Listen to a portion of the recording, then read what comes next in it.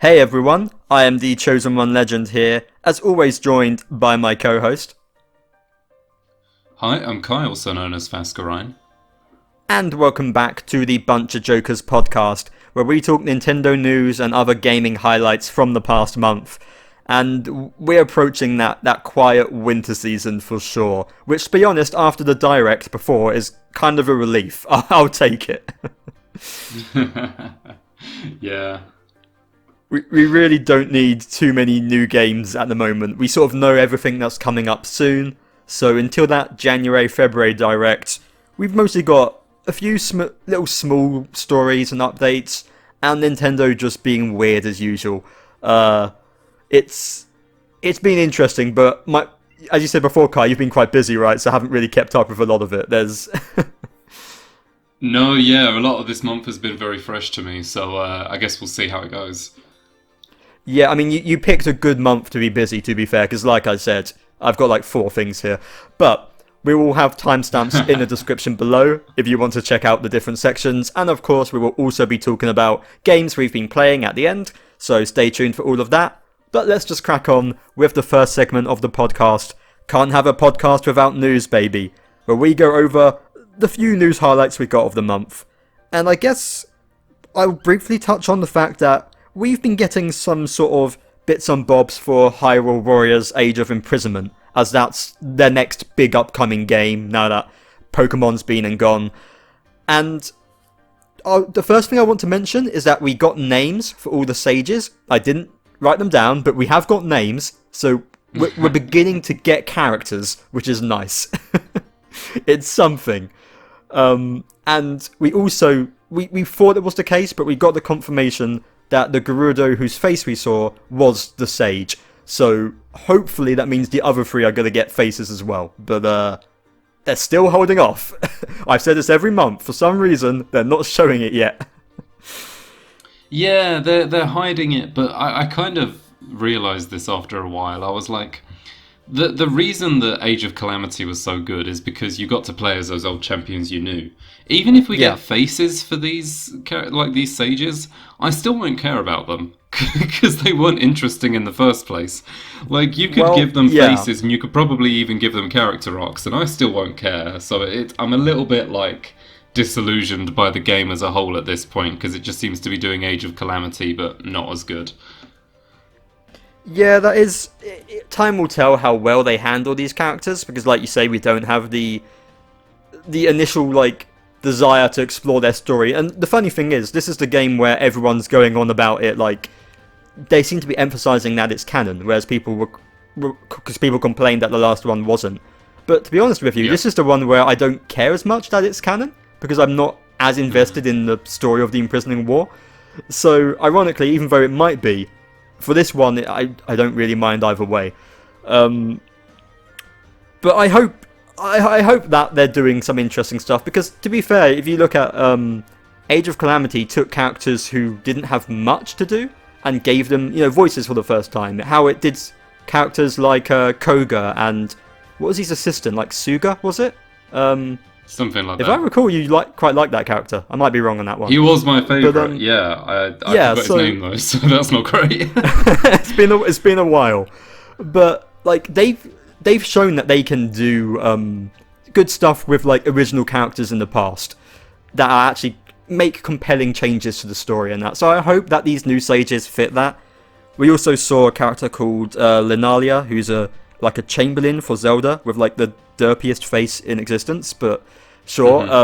It's cool they're giving new characters. And honestly, what's nice is just watching these trailers is hearing the voices again, because it was really jarring going from Age of Calamity to Tears of the Kingdom, a game that had so much voice acting, to a game that had like 5 voice cutscenes that were like, a minute each or whatever.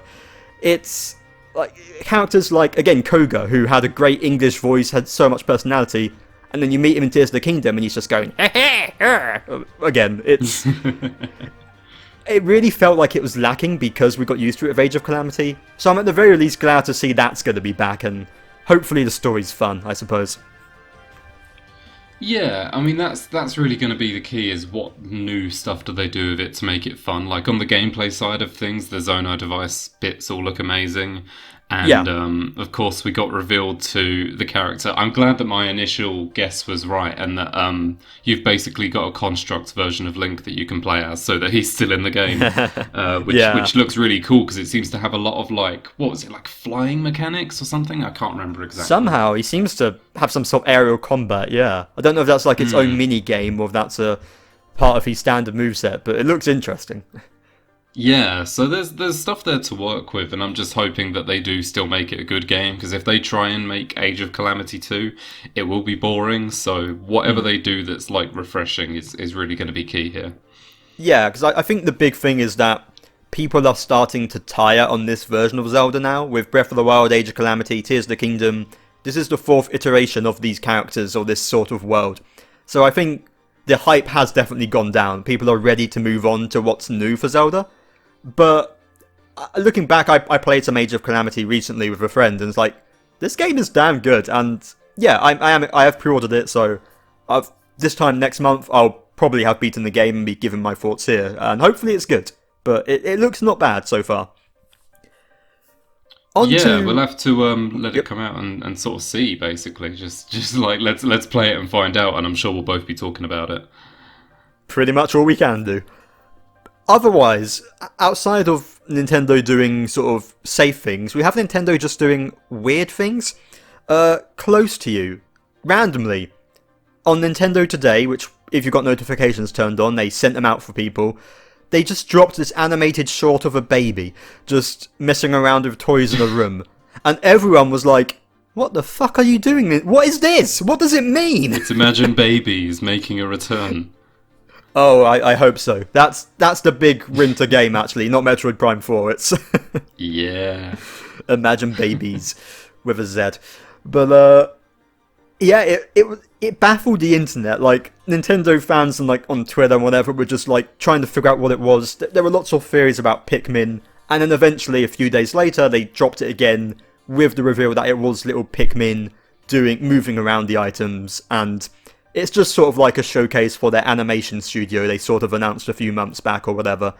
I mean, clearly the marketing worked because it got everyone talking about it, but it was such a funny, weird time for Nintendo just doing their own thing as they tend to do, right? Yeah. Just completely out of place. Yeah. And to be fair, it was quite good. The short was quite good quality. I thought it was fun. I don't know whether what they plan to do with these. A lot of people were thinking, could they be doing something like this as, the short before the Mario movie, like they do with Pixar typically do, which I think would work. But as a showcase for their studio, I thought, yeah, it was pretty cute, short, quite nice. Yeah, I mean, it's like you say, this is the question of, the animation was good, now what are they going to do with that? Is it going to be on the rest of the games, the mainline games that they make? Is it going to be for something else entirely, some kind of show? That's the real question to me, is, how will they now use it? That's a good point on the show, because I haven't thought about it, but Nintendo have been, entering the movie space with things like the Mario movie and the Zelda one upcoming. And they've done shorts before, with the Kid Icarus ones. So it's certainly not impossible that they attempt, an animated show of some kind. And Pikmin would be a decent fit for something like that, I suppose. I think people were just disappointed it wasn't a new game, but it was fun. I mean, we were never going to get a Pikmin 5 this early. No, exactly, yeah. Yeah. But although, I mean, that does weirdly segue nice into the next bit, doesn't it? It does indeed, because Pikmin 4 is getting a free update. Not a Switch 2 update with 4K or mouse mode. No, it's just adding difficulty options and photo mode and stuff. And where did this come from? It's been over a year. Why now? There seems to be a habit of this, of releasing an update for a game that's been out for 2 years. I don't know what. I mean, I'm not complaining because difficulty options and all that, the stuff they added was very good. It's good ideas, difficulty options are great. It's just so weird. Why are they doing it now? Exactly, and it's again, it would have made perfect sense if they added these with Switch 2 support. That's what other games have been getting. It doesn't need its own Switch 2 version. Just give it the free update that like Mario Odyssey got and whatnot, where it has 4K support and maybe you can use mouse mode to control the Pikmin. It's a no-brainer. But that's not what this is. So maybe it was meant to be and then they changed it for some reason. The inner machinations of Nintendo are an enigma, right? We'll never know. We really can't predict it. We just don't know. Yeah. But yeah, it's sure good on Pikmin 4 for getting an update. More features is never a bad thing. And there's some crossover with Pikmin Bloom for the 5 people who play that.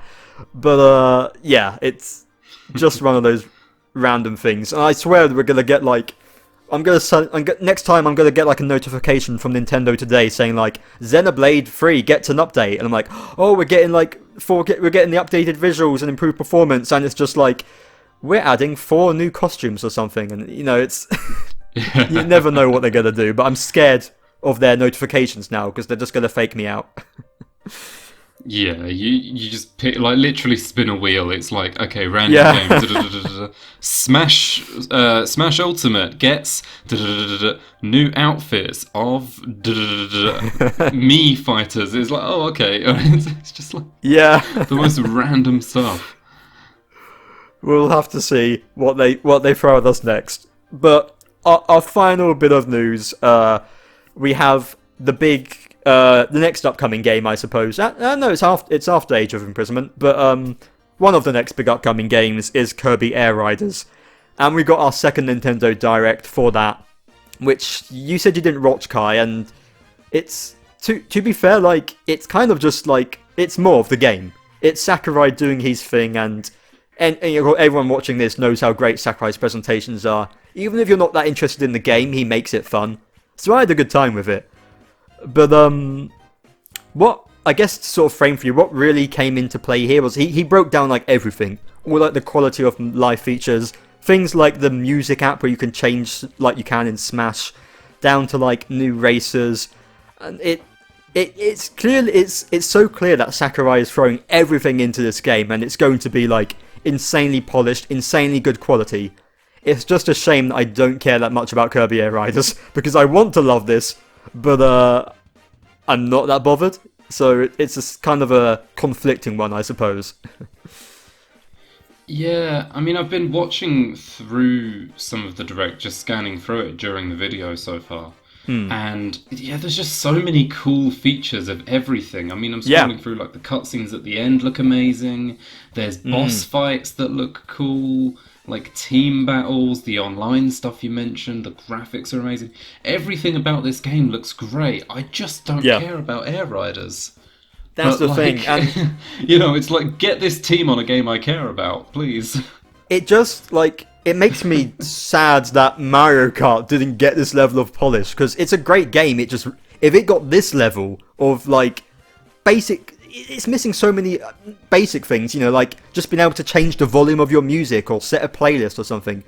It just makes me wish all of these features were in Mario Kart. But ultimately, even features or no features, I just care more about the core gameplay of Mario Kart than I do Kirby Air Riders. But to be fair, this is getting a demo at least, or like a test play, beginning of November. So I will give it a shot because I want to get. Okay. Yes. That'll give me a go to like... I'm going to try it too. Yeah, see if I like the feel of it. I'm probably not going to get it still. Definitely not at launch. But if I like it, maybe I'll pick it up somewhere down the line. Because it's really got that level of, again, Sakurai polish you come to expect. That he and his team always put into their games. But, like, people were thinking is there going to be a big single player mode. But no, it's much like Smash. There's like a classic mode kind of thing in there. Which is neat. But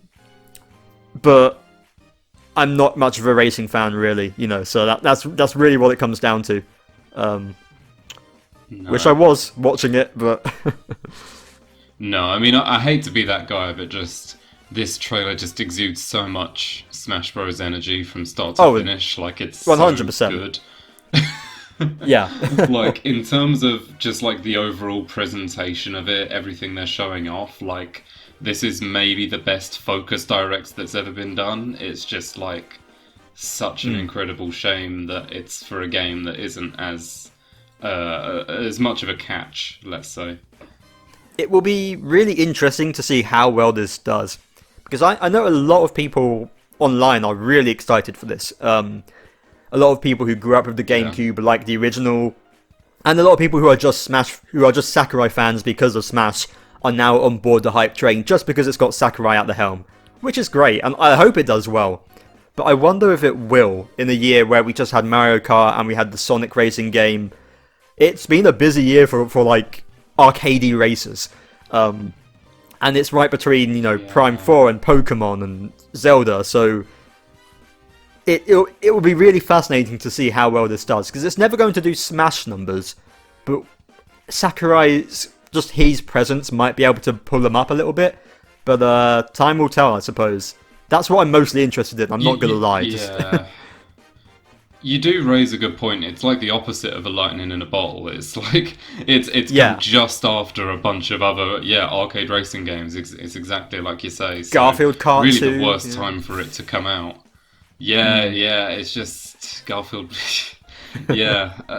So I do really hope this does well, just so that more of this studio is done. You know, again, even if it's not an Air Riders game, I hope this team makes more, because they clearly have the right idea of how to make a fun game. So and we'll see. Like I say, we'll try the demo and maybe we'll change our minds. Who knows? Yeah, and they did at least, Sakurai confirmed that this game isn't getting any like DLC or updates. Like it's a complete game and it's done, which is nice to see, because I don't feel like it really needed it. And I'm just, maybe he'll work on Kid Icarus next, maybe we'll fingers crossed. But it's a good sign. It's a good precursor. Exactly, and it's good to see that even he's still putting the same level of quality into his games. It's good to see that remaining consistent, and hopefully it'll do well. Again, next month we'll probably talk about our thoughts on the trial if we've played that. But I think that's really all there was for this month. So let's move on to our next and final segment of the podcast, Games Time Baby, where we talk about games that we've been playing over the past month or so. And you've got two, right, Kai? So why don't you start us off with one? Okay, I'll start off with one I've talked a fair bit about before, and that is Mario Kart. Both of these games I finished like right at the start of the month, I'll say. So like it's been about a month since I've played either. Mario Kart. Why have I forgotten the name of it? World. That's the one. Unless you're playing Tour for some reason, but I assume World. No, my head is everywhere. So Mario Kart World. I have basically completed it in a sense. I've actually never played like just general online multiplayer. I've played like the friend lobbies, but that's it. But I basically gave myself the challenge of, can I complete, or can I 3-star every Grand Prix, every knockout race, and can I get all the collectibles in free roam? Now, I did the first two of those things ages ago. They weren't that much of a fuss. But then there were the collectibles, and I was like, oh, well, there's 394 P-switches, I think it's 200 Peach medallions and 150 question mark blocks. And I was like, oh, that's, that's a lot of collectibles. We're basically dealing with getting all the Koroks at this point. And of course, I'd set myself the challenge of doing all of this while on a treadmill. I only ever played any of the things I'd mentioned while on the treadmill. Just as a fitness thing, to be honest. And I was like, it's a thing to keep my mind busy while I'm on there. So that was all good. And I recently completed that, so every collectible was there. I did have to use an online sort of guide, but halfway through, when they introduced a thing in game to tell you which ones you'd already received, or achieved, I should say, like that was a massive help as well, I guess. Although an in-game thing to help me find them would have been nice, but I digress. So that's been complete, and I'll just say overall, having completed the free roam mode, it is quite fun. All the challenges are there of varying difficulty. Some, a lot of them you'll get first time, but there are some where genuinely you'll be stuck in it for 20 minutes. But but that's not too many of them. It's just enough where you're like, okay, this is a challenging one. I can either do it now or come back to it. So I had a good time with that. It helps you to kind of understand the mechanics of the game very well. A lot of the new ones with stunting, especially. Because you have to be very hyper specific on certain courses to get them in time. Oh, they can be brutal, yeah, absolutely. And of course, with the Peach medallions, it makes you explore the entirety of the game. I mean, for example, Rosalina's palace, whatever it's called, the Ice Palace. I found out that there's a certain entrance you can take that takes you to like the top of it. I found that. At the very top. Yeah, I had no idea, and I was stuck until I realised it. And there was a couple of P-switches up there, and I was like, wow, that I didn't even know. So it's just been neat that there is just that whole world. There's a lot of attention to detail. Obviously, the soundtrack is great through the whole thing too. So it's nothing crazy. It's obviously not like it's not the same game experience as playing any other open world game, because Mario Kart isn't designed to be like that necessarily. But it's a very just fun, relaxing time, and I can see it. It's very good to just. I mean, I went very much like objective to objective, but I do think it's very fun to just like, if you want to switch your brain off for half an hour, just drive around, do the ones you see, and that's it. That's I've done that a lot to sort of unwind in the evenings before, and initially, because I did get all the question mark panels, because they say they're in this area, you can find those without a guide. Some of them are tricky, which is what is part of the fun, is trying to look for them. But I managed to get all those, and since then I haven't yet tried to like use the guide to actually get all of them. But the little I've done just driving around, it's just chill. And again, like you said, the music, I've been listening to some recently, like just on YouTube, and man, there are some god tier tracks in there. Like so many, it's like over 200 or 300 tracks, and they're all amazing. It's insane. Yeah, so it's just, I mean, like I say, I played it for a very long time, and every time you switch it on, there's like new tracks that you really like that you hadn't heard before.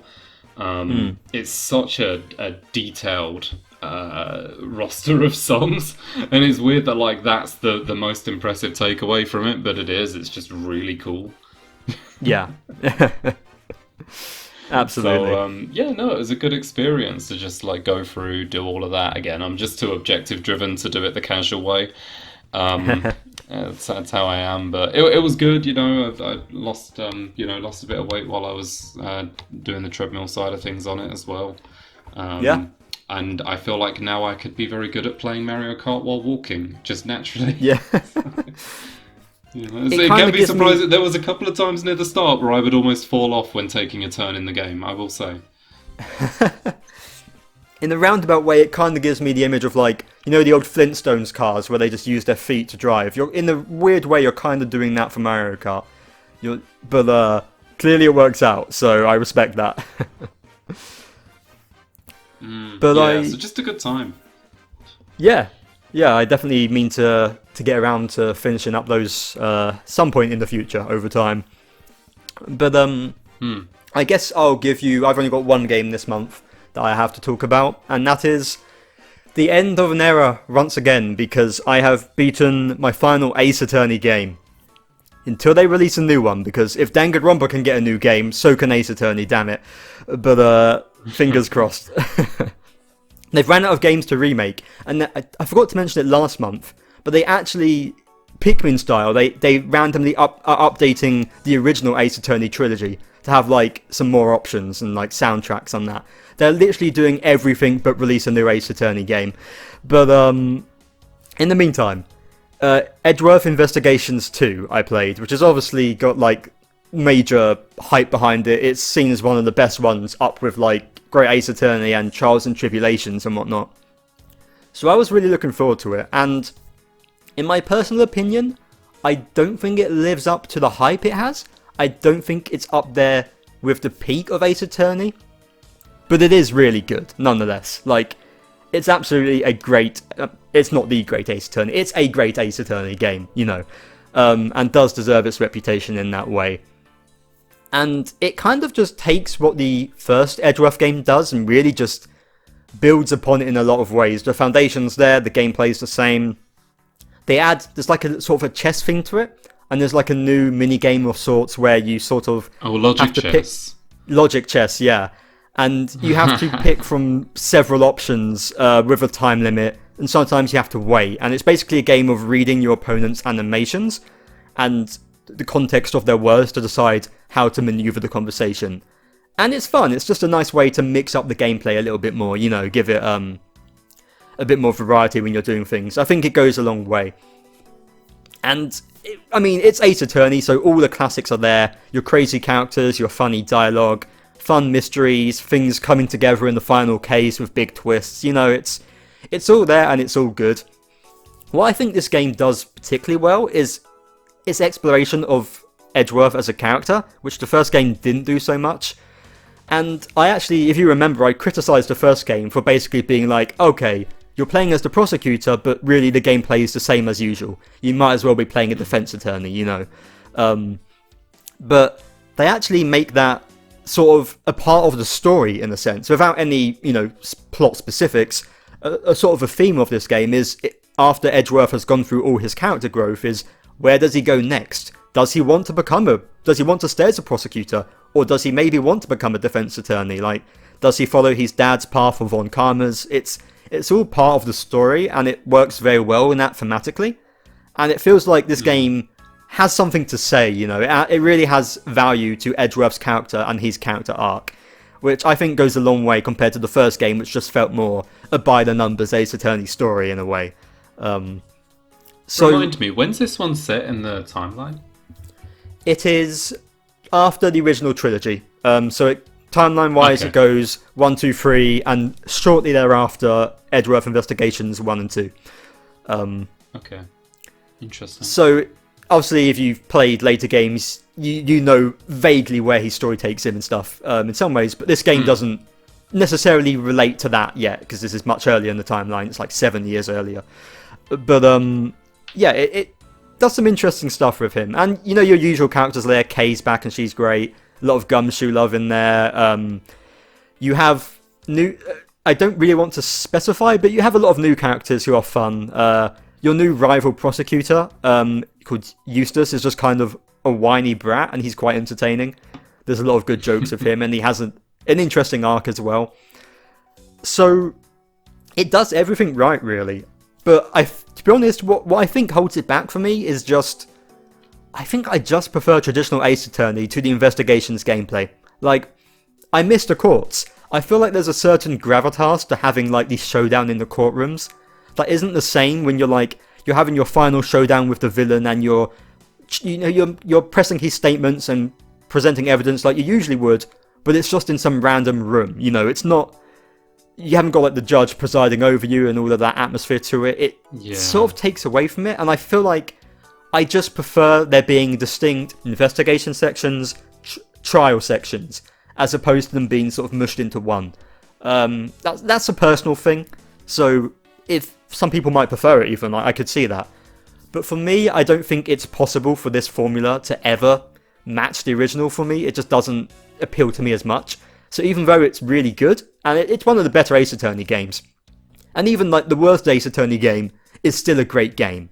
So, it's by no means any criticism on it, but it just doesn't reach the heights. When I think of like those final moments of Trials and Tribulations, or the way Great Ace Attorney wraps up 2 entire games worth of things, with so many different character elements and personal relationships coming together, and it doesn't reach that level. The end game isn't as interesting, but I still like what it does with Edgeworth, and it's a damn good time, so it's absolutely one worth playing, and a solid game for the series.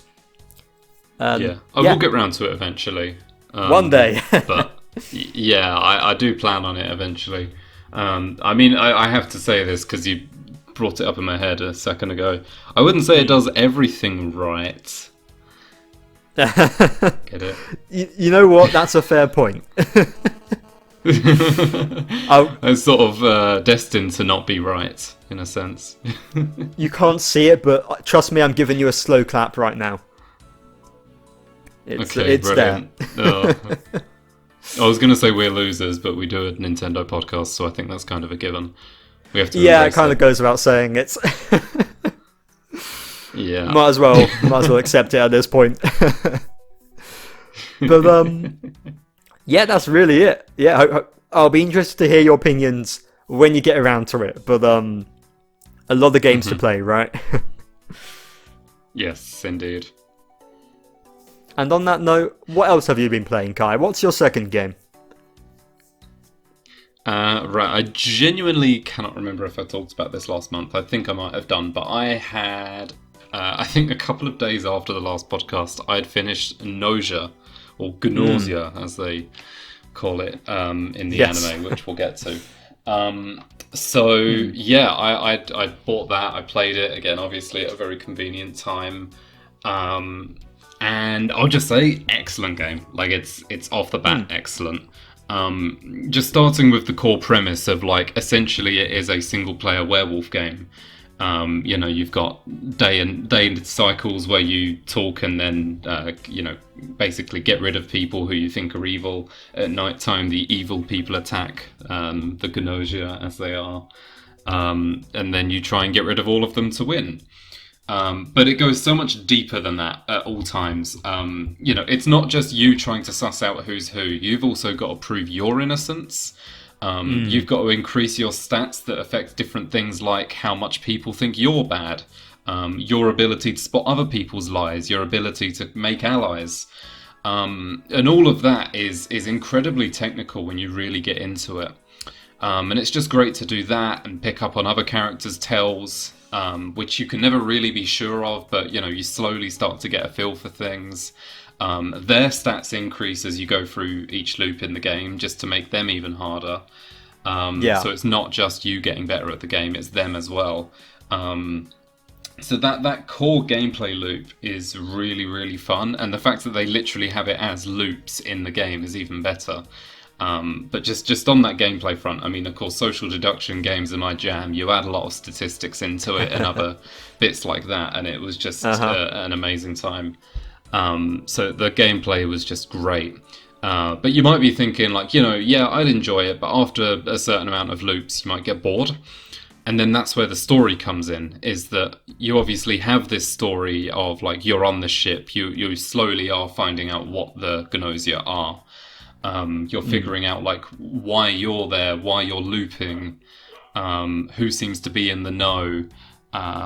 Just the whole world itself and the universe as it is, where they tell you about, like, the planets and all of that.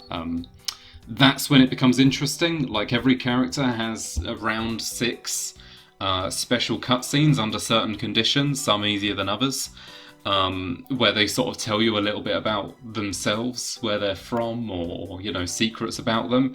And some of these secrets can, like, completely change your perspective on them. Like, it's completely defining, and then on you can't look at them the same way. It's kind of crazy. So all the characters have a lot of depth as well when you really get to know them. You obviously get different skills through the game from these characters. You know, you can, like, exaggerate and stuff like that, which is really fun. And then it does all slowly build up into the end of the game, where you need to, you know, sort of collect everyone's information in order to try and break the loop. And I'll say the story, I won't spoil it, because again, there's obviously the anime and everything else, and I just wouldn't want to spoil it as is. But I find it really interesting how, you know, you start off just playing these loops, and then you start learning this information through the mid-game to keep you engaged.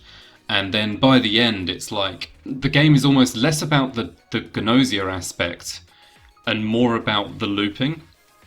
And it's more about, like, the existence of that world, and how you're trying to deal with that. Whereas the Gnosia, it more just becomes like, you know, yeah, that's just a thing. We're dealing with that over and over again. I forgot to mention, but you as the player can be Gnosia. Like, you can do that. So then your job is to lie and kill people off, which adds a whole nother layer where you've got to deceive other people. So that becomes really engaging too. And I won't spoil how the story ends, but I do really like it. It was very, very satisfying to me. It was great. You know, Setsu, that's one of my kind of your main character's allies, is amazing. So yeah, it's great. That was one of my wonders about this. Like, with this sort of premise, it's such a fascinating, you know, concept. but how do you wrap it up in the story? How do you make it end? So the fact that you said they do it well, that's good to hear. Because like you say, I am watching the anime, and that's been good so far. So I'm looking forward to seeing all that now. Yeah, I'll say there's a certain like milestone, like kind of near the, when you're like 80 or 90% of the way through the game, there's a certain milestone you hit, and where like I'll say it for people who know, the title screen changes, and I hit that on loop 100 exactly, and it was like incredibly apt and suitable by pure chance. And I was like, wow, okay, that's pretty amazing that I managed to do that somehow. And I think I finished the game probably like 15, 20 loops after that. But it's just amazing how you have this game of Werewolf, where if you just want to log on and play around, you can do that, and I did that sometimes. But then you can also get really into the story and try and fulfill these certain conditions to advance. Some characters will be like, oh, I'll tell you my secret if you let me live till the end, even if you know they're evil or something like that. So the conditions of the game start to change, where you're not just playing Werewolf, there's a ton of other stuff going on. And then they wrap it up pretty amazingly. I think my only complaint about the story is maybe they didn't talk enough about the worlds. I would have liked to have learned a whole lot more about what the actual world outside of the ship is, and outside of the personal anecdotes the characters tell you. You don't get to know a whole lot. I mean, this is like early on in the anime and in the game, but one of the characters, Gina, talks about like Alakosia, which she has a special connection to, but outside of just her saying that, really, you don't get to learn about it a whole lot. You don't get to see it. And that kind of goes for everyone's backstories, is you kind of want to just see it or know a bit more, but you only get their anecdote. So it's like, I was going to say accurate. No, it's not an accurate game, but, I get why they do it. And what they do focus on is very good. So just overall, like, it's a great blend of a very fun gameplay loop that is then spiced up by a really engaging story that you learn piece by piece. Yeah, and the characters all, like, from what I've watched of the series so far, and the glimpses I saw watching both yours and Oliver's streams, like, they all seem really interesting. They've definitely a lot of unique personalities and, like, quirky designs in there, but again, the voice acting in, like, the series is great, given them that, the way they're animated, all that personality's there. So, it's certainly a good setup. Yeah, so it's just been it's been great to see the anime there now, like right on time for me. As of right now, I mean I've watched the first 2 episodes. I don't know if the third one's out yet. It might be. Yeah, there it is. I think there are 4 out now. I think. Oh wow, okay, I'll need to catch up. I'll say, like, so far, damn, who's the main character? Yuri, is that the name? Yes, Yuri, I think. Yuri fucking sucks at Gnosia. I'll just say it. God. I guess they've got to introduce they got to introduce the mechanics slowly for the player, for the watcher and that. But yeah, I can see that. They haven't had a good success rate. It's really interesting. No, because of course the first like 10 loops or so are very much tutorials where you start slowly learning the characters and the rules and all that. And it's in most loops, it's possible to either win or lose based on your choices. So it's quite accurate based on that.